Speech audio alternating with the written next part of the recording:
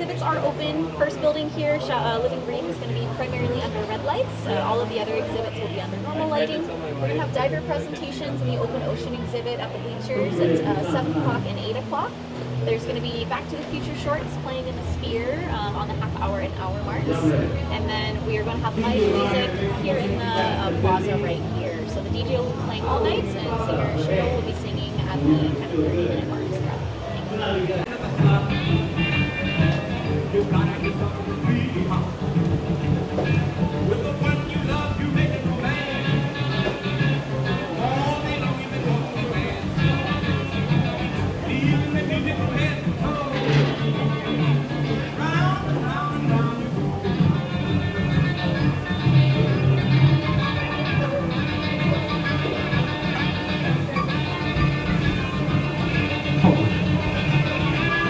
Taking you back to the 50s here at Maui Ocean Center.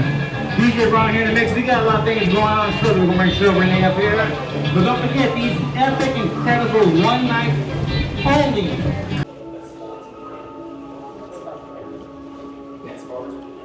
These are the only animals found on the when facing Ontario. That's crazy. For species that are 95% water and predate the dinosaurs. So beautiful until they get you.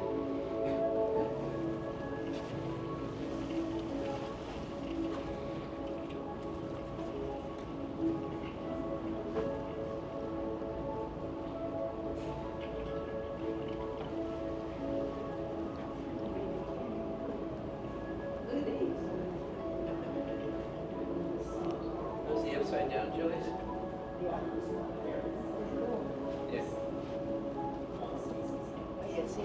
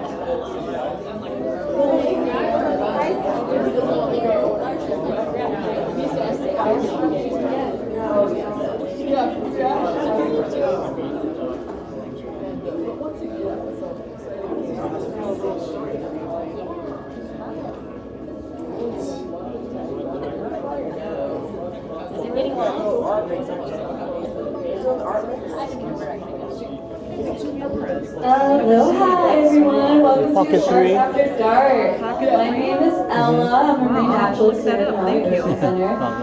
Hi! So right now we're just waiting for our diver to get in the water, and then he's going to come in and tell us all about the different animals we have in this exhibit today. So it'll be super exciting. Hope you guys are ready to stay tuned. We're going to be talking about 2 different species of fish in here. We have cartilaginous and bony fish. Anybody know what cartilaginous fish are? I heard kind of mixed reviews. So cartilaginous fish usually means instead of having bones, they have cartilage. So that makes them more flexible. So like what's in our ears or in our nose. And this is going to be our sharks and our rays in this exhibit. And so everything else is bonefish, and this is going to be something, usually what you think of when you think of a fish, right? It's going to have bones. Can you guys hear Diver Matt breathing? Kind of sounds like Darth Vader. Well, that means he's coming around the corner. So when we do see Diver Matt, we're going to give him a really big aloha, okay guys? Okay, perfect. He should be coming around really soon. All right, give him a aloha! Hi, aloha guys. Say komai. Hi, Diver Matt. How are you doing tonight? Oh, doing pretty good. Got some fairly warm water temperatures and definitely much power in here, so it's pretty nice to be in the water. Looks like you got a bucket of treats on you. Yeah, I got a few goodies in here. We'll have to see what the appetite of our Hawaiian brown rays are. I think I see our female ray coming up over here. Definitely a pretty interesting way of eating their food. actually breathe their food in and out and grind it against their tooth blade, which is pretty rough, like a cheese grater. You can actually see her breathing that food in and out and grinding it in her mouth. So this one is our female, and we also have a male stingray. What is the difference between the two, Diver Matt? Yeah, so the first giveaway is actually the size. The female ray is much larger than our male, so that's our first giveaway. But basically the second giveaway is when you get a little bit closer. If you look at the base of the tail, there are no claspers, which this male right here has. You got a pretty good view of it, which are basically two finger-like projections.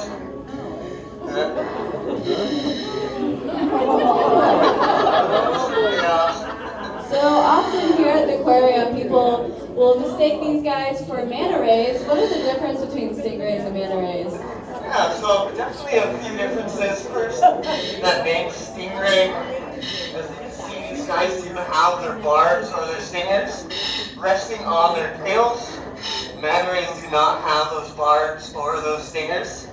Another good indicator is usually where you would find these animals. Our stingrays are pretty rare to see here in Hawaii. Usually finding them in the sand flats or in muddy areas. Well, our manta rays, you can't commonly see them here, and they're usually in the upper water column filter feeding. It's where they're kind of looking for their food. They have wide open mouths. Our stingrays have their mouths located underneath. That's why they're looking for their food in the mud flats or sandy areas. And I'm sure everyone's excited to hear about our sharks, but first, let's talk about some of the fish we have in this exhibit. Can you tell us about the football-shaped fish circling you right now, Matt? These guys are definitely one of the stars of this exhibit. Our giant trevally or olua. You can see they are a very large fish, extremely strong, definitely a top predator here. You can see them schooling in the behind. And basically, another cool thing about these guys, you may have noticed some of them are different color. They have that white silverish color or that maybe jet black. They're both the same fish. They have the ability to change that for the color pigments in their skin, showing signs of aggression or excitement. And sometimes, around this time, you may even see some spawning. It's definitely a pretty exciting thing to see here, especially when their colors will change quite a bit. This is one of their nighttime behaviors, right? Yeah, more of a nighttime behaviors. Their spawning will kind of sync up usually towards the moon. So they're more commonly 3 days after and 3 days before the full moon, but sometimes on the full moon as well. We also have these long silver fish that are swimming towards the surface. Can you tell us a little bit about those? Yeah, these guys are actually one of my favorite fish in this exhibit. These are milkfish or ava. Kind of an interesting fish. You may watch them swimming around, opening their mouth really wide as though they're yawning or maybe, singing some tunes. But they're actually filter feeding any kind of nutrients in the water or organisms floating around the tank. So definitely pretty funny fish to watch. Alright, who's ready to hear about the sharks now? Yeah? What kind of species of sharks are in this exhibit? Yeah, so our sharks after dark in this tank, we got 5 species total. This one right here that swam by is our sandbar shark. Sleek silver body, very broad dorsal fin. There's another shark that looks fairly similar, just right over here, one of our smaller gray reef sharks. You notice that dorsal fin isn't as broad, and they actually have a black line down the back of their tail. Those are kind of more mid-sized sharks, something you'd find more in mid to deeper reefs. Well, we do also have some smaller reef sharks in this exhibit. We have our black tip reef sharks and our white tip reef sharks. Got some black tips right over here. Black tips on the top of their fins, brown and white coloration. Kind of a pretty looking shark. While our white tips have their white tips and kind of a shovel-shaped head with their dorsal fin located further back on their body. Probably the most common shark you'd see here in Hawaii because they are found underneath ledges or in caves. They're one of the few species of sharks that do have the ability to stop swimming and still be able to breathe. Well, most sharks have to constantly swim to be able to breathe. And then of course our star of our exhibit, we have our beautiful tiger shark. We'll have to keep our eye out for her.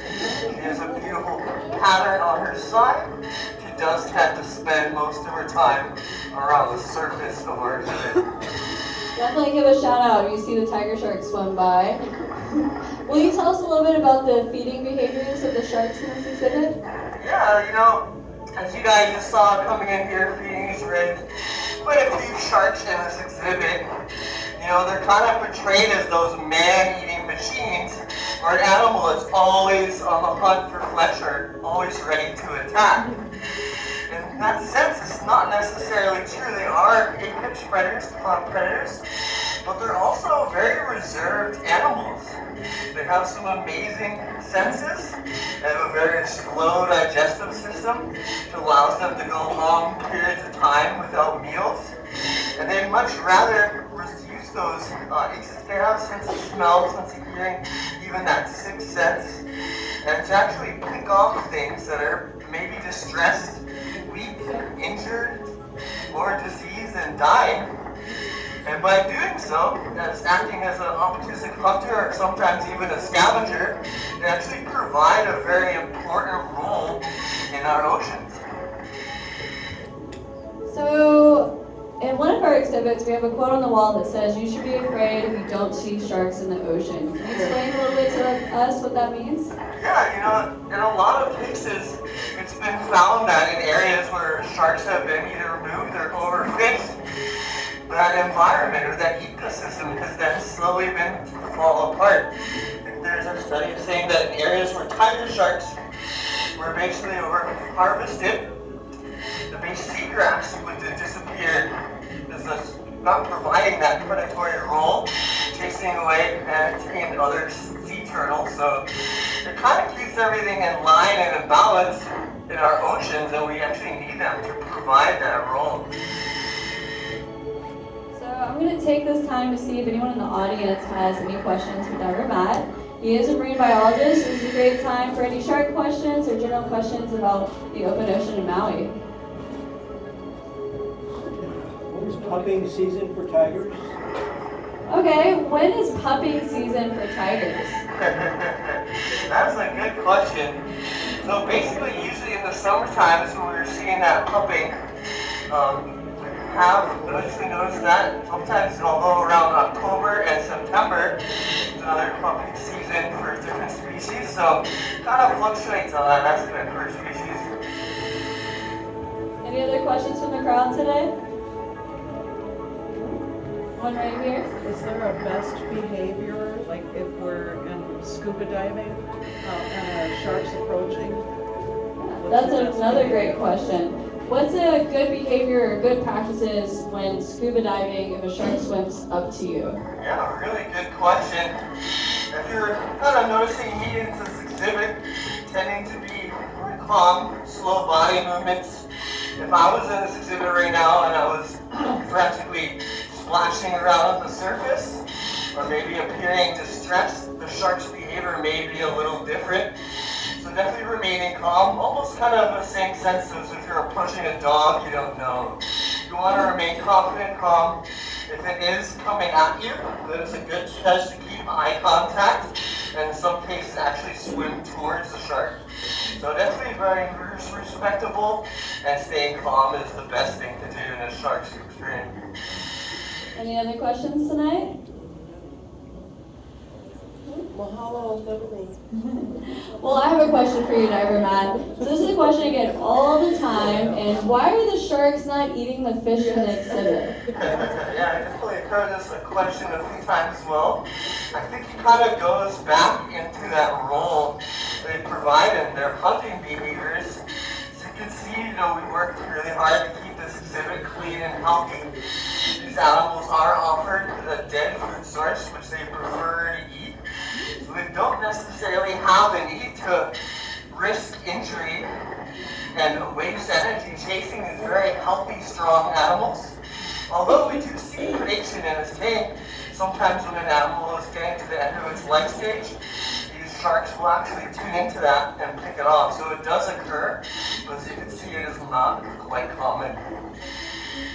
Is there anything else you'd like to tell us today? Yeah, I just want to say, thank you all for coming down to this event tonight. I hope you guys all have a great experience here. Enjoy yourselves and get to take your time to watch the after dark behavior of some of these animals. Quite exciting. And that last thought, maybe shed some information about these sharks, hopefully changing your perspective as well. So hope you guys all have a great night and aloha. Thank you, Matt. Mahalo. Have a great night. Alright, aloha. And then I maybe had a couple more questions real quick, so I'll take them just now.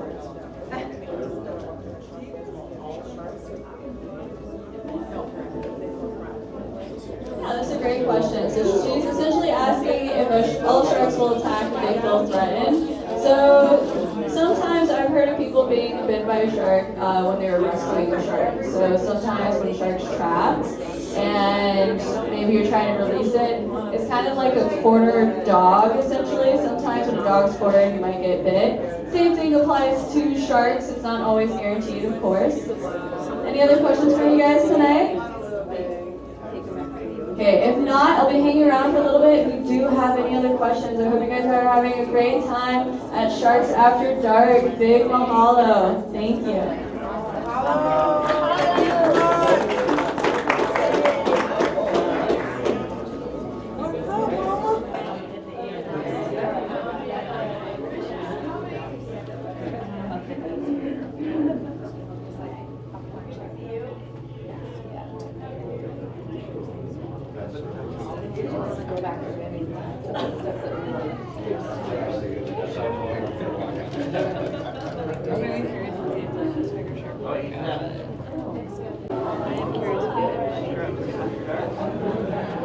Yeah, we can go to that other zones. There's a lot of cool stuff. Yeah, we can walk back out this way and come back around. If you want to. Yeah, I think I'm trying to see an area.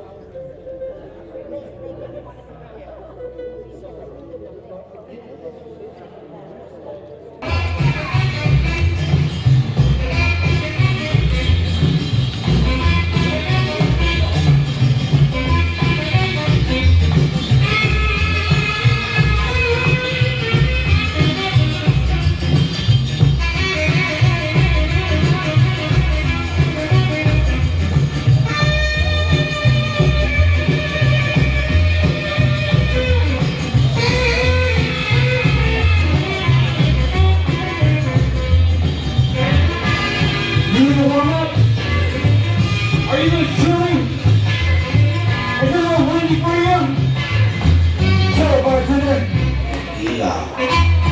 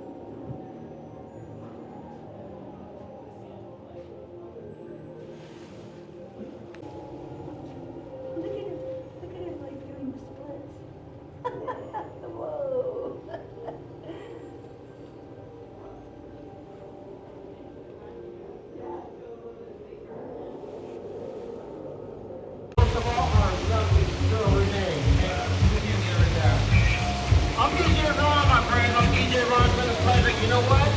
We want to talk this down, but we're going to schedule this party again. Is that cool with you? We're going to come back and do this again. Our outfits are just epic, ladies and gentlemen. Thank you very much for dressing up. Right now, ladies and gentlemen, with great pleasure, Show Renee will send us home with the last step. Thank you.